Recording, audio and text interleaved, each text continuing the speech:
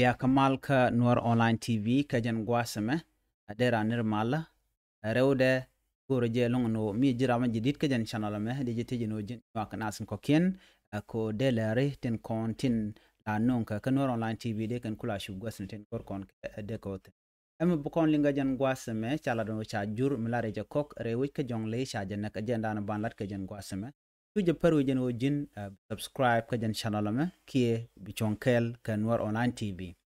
bana shure rajadan en banalat ke jan gwasme men chanong ye Nuar Online TV chala do re wish ka jongle state cha gwan nya gasa mi jor milare jakok cha ja barka mach re to ko bor kanti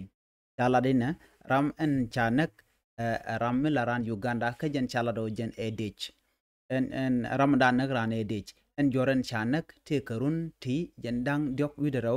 karodian ka e wud Uganda nakaje rewich ka nyidi payam rewich ka borkante to year canal river ram an la jongle police commissioner ram shalke general Elia Costa cheladano en wut Uganda nomo te nyura kanane dang jokko ken lo kan dang ngwan te nyura gwaskel en gwas mo shuramandan en bi benak shu ben ka shu roi ka kanane dang ngwan to shu ka tich ka gwas dan begatin ka shu ka tich bo ka do badan te ka jan gwas mo ni ka jan gwas mo wa chu wut Uganda kan mo shu bar ka shu nak kan ne dang wan te chala do kan tosh ke le lo ka masni kan ka jinya gasa re to kan wini atla kan rech la kan ka kokel wa chi let ka gwas bar kel duno ka jan shanga mo chu to ko cha Uganda no mo cha yede cha jabat Ramadan en chiben ke Ramadan jel kamaj kwai ke lot kamen nak ran Uganda re wich ka jongle ka kwai ka do bandan kimen chor ladba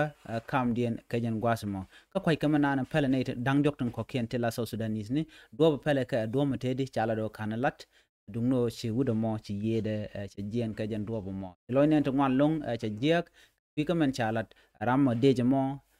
kan gwasmen charan che jenek choro shubar kana ngaj ke kana jek wa kuma tin bagor ka jaram mo ko deje kap komandan en chalat alla do charing dilung che jelat ko charami la jor mil laran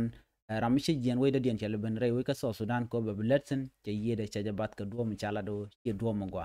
ajen le dan li nga jen gwa same en go chire ka ma che twok mi jiram jidit